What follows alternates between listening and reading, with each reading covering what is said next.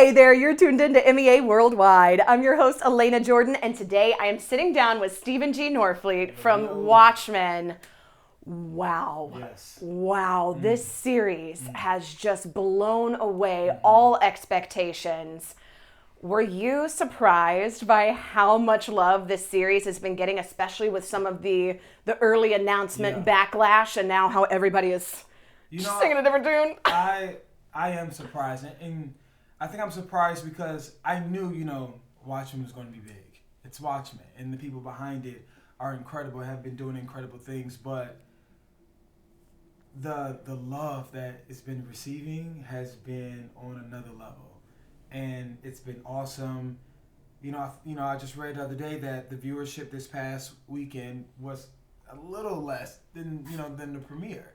Millions of people are tuning in, and I think you had the World Series going on this past Sunday, and we still got the viewership happening. So it's receiving so much love, and I'm just thankful to be a part of this project. You guys are officially certified fresh on Rotten Tomatoes, 5 out of 5 on comicbook.com. It is like the epitome of what you want from a comic book series. Did you read the series as well? Were you a fan going into it? I was new. When I got the opportunity to be on this project, I was new to it all. I've seen the movie, but I never really dived into the comic books. And so when this opportunity came, I have a best friend. He's all into that world. Oh, nice. And he really helped me out to really understand, okay, this goes with this and who this is and why they're doing this. And he's even helping me, like, even when I'm watching it now, like, and he'll tell me, like, remember this in the comic book or this in the movie? And it's like, oh, yeah, so now I'm, like, in it. And I'm also enjoying how much of a world Watchmen has that I didn't really know existed until this opportunity. And even that is just making me want to dive into it more. Like, I'm constantly online, just let me see what the people who's been behind this world, what they may know, what they may be saying about it, and getting their understanding. So it's the whole thing has just been amazing all the way around. And I love that it's a completely new adaptation and it's a new look. So we don't know what's going to happen. Even if you've read the comic, you don't know. It's all brand new. But they still have, as you mentioned, these perfect little Easter eggs hidden in. Are there any specific Easter eggs from the first episode that we may have missed that you're like, oh, that one's really good? I would say there are things that have happened that will make more sense as you continue to watch. So, just keep watching. Keep watching. I like it. I like it. Did you have a favorite character when you started reading the comics? No, I don't know a favorite. I think I've just really enjoyed how they all work together. I think it's kind of like when you have the egg or the flour or the milk, and when it comes together, it makes the bread, type thing. It's them together that makes the world be what it is. It makes it so profound. So I don't really have a favorite. I think I enjoy them all. Now, I know that a big fan favorite is Hooded Justice, and I know we can't give too many spoilers here, but one of the things that I let out an audible squee when I was watching it was the reveal of Will Reeves and the Lewitt Gossett Jr. and all of this tying into the opening scene, your incredibly powerful opening scene. Absolutely amazing. Will we potentially see some Hooded Justice later on? Maybe. Keep watching. Maybe some Dr. Manhattan. Maybe. Maybe not. I don't know. We'll see. We're gonna find out together. I love it. Together. Now, one thing that a lot of people actually did find out for the first time from this show is about the Tulsa bombings, the actual real-life events that happened in 1921. Yeah. And that was one of the biggest things that has been such an impact socially from this show because so many people did not know that this was a real event. Yes. Is this part of what drew you to this character and made you more invested in this story, is that it's incorporating these real-life events that people may not have known about, that are important parts of history? That, to me, was the most important thing I wanted everybody to get.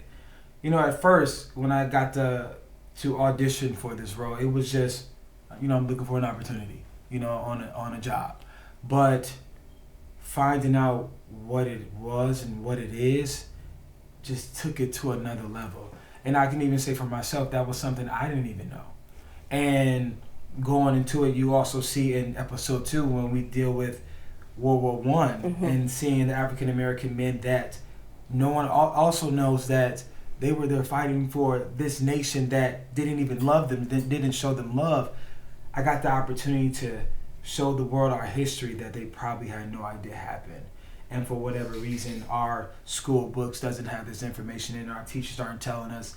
And now we're getting to use this high profile show to entertain you and to teach you our history. So for me, that became the biggest thing that I wanted out of this project, is for people to understand this isn't just TV. This happened.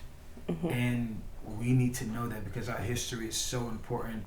And I'm just thankful for Damon and Nicole and everybody else for putting this in there, you know, choosing to bring these real life events and bring it into the Watchmen world. I'm thankful.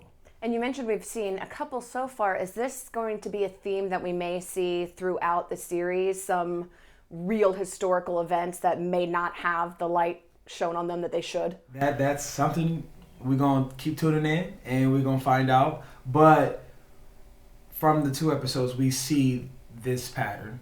And it's something that those 2 episodes stand alone. Regardless of not knowing what's going to happen next, you have these 2 vital episodes that you should use and take yourself to your computer and research what was going on in World War One, what was going on during the Tulsa Race Massacre, why did these things happen, and why is it so relevant now to be showing it? You know, I think we want to make sure that the television, you know, the TV shows and the movies that we're watching that are choosing to talk about history, to not just watch it and then be done with it, but to watch it and learn about it. You know, so keep tuning in. But for right now, what we have, it's making major moves. Do you think that it will go beyond just the cultural impact that it has now and maybe even have some tangible results, having the incorporation of these stories into textbooks? Yeah, I hope so. I really do. You know, I've read recently that because of the show, there has been more of an urge for people to try to find, okay, so what happened to these people that went through this in 1921? You know, like, where are these people, the people that are still alive today? Are they being taken care of? You know, like, we need to make sure we're using this information and trying to do something about it. And just as much as putting it in our textbooks or, you know, having people who don't know about it to now know about it and pass this information on, that's a start. That's a huge start. And I'm hoping we can start with that and take it away from there. And I think part of the reason that people are so engrossed in this story too is because your portrayal is absolutely phenomenal. This is one of these, I mean, every time I go back and watch that scene, it is a physical reaction that I have. What was it like for you being on set, filming these scenes? Was it as intense behind the scenes as it is on camera? Absolutely. When we got to shoot the riot, or the massacre, we like to call it a massacre because that's what it was. They did such a great job of making sure the set looked exactly like the world then. And I think because of the attention to detail, you had no choice but to feel it. Like, you had no choice. And just seeing everybody that's involved and all the extras that were there holding us down just to make sure everything ran smoothly, there was no way to not feel it. And even when the camera says cut, you're still like, you know, you get the opportunity to stop and maybe go back to your chair and go back to your house, but this happened to these people. People were having to make the sacrifice of leaving their children just to make sure they'd be able to stay alive because they were scared about their own lives, you know. And when it came to the day of shooting the scene in from World War One, it was cold, and it was early and it was, hours in, and you feel that, which makes it so much better because you want to do as much as you can to make sure when people see this on TV, they see the feeling that these people had to deal with back then, and it's, even when I watch it over and over, it still gets me every time. Makes my chest tight, makes my eyes water. Like, it's a hard thing to watch, but I'm thankful that we're not watching it. I am too. Even just talking about it now, I feel like we're both getting a little teary-eyed because it is so impactful.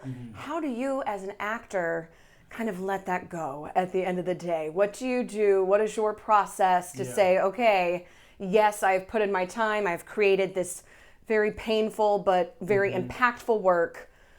Now I need to decompress and be Steven. Yeah, I think the joy of it is, the sad part about it is that it is our history, but I'm really big on learning our history and knowing so many people around me don't know it.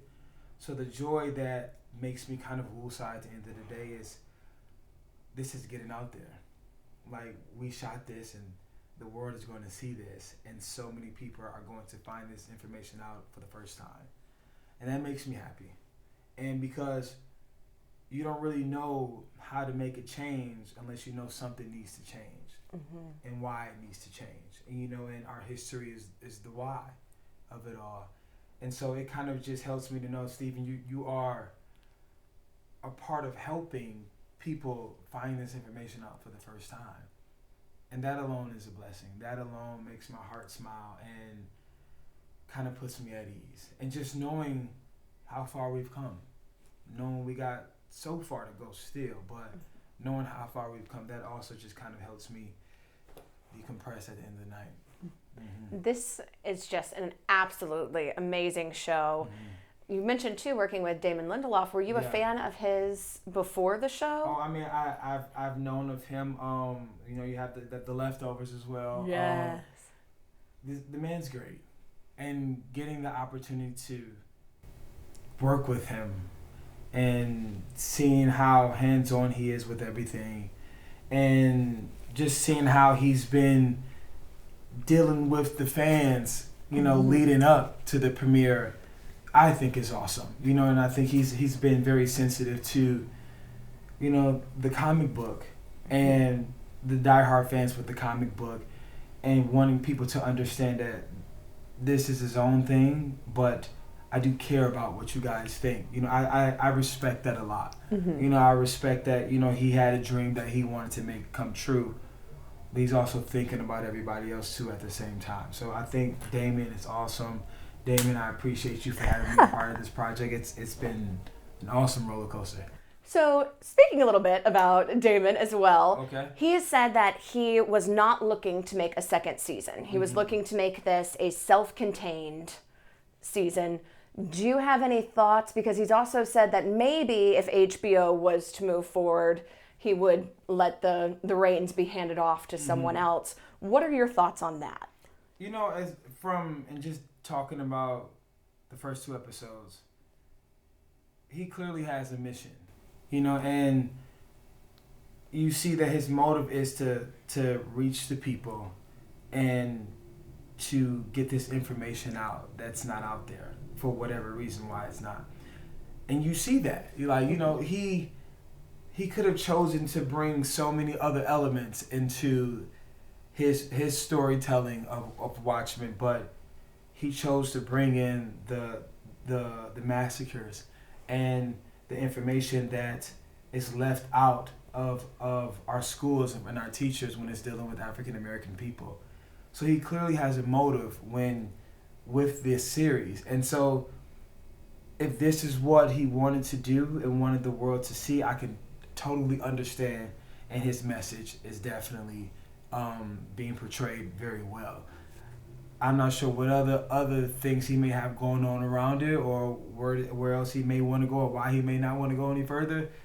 But it's clear that he has a motive, and he wants this motive to get out. It's gotten out. It's being well received, and I think if he wants to do this, he absolutely could. It's good. I also feel that if he wanted to revive it even years later at any point, absolutely. The fans, we want more. We want. You can do it. You absolutely can.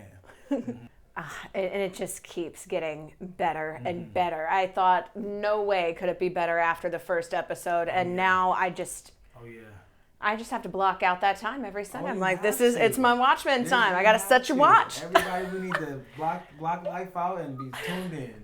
Please do. Yes. So where can everybody keep up with you in the meantime as well? My Instagram is Stephen G Norfleet. That is my tag on Twitter and my tag on Facebook as well.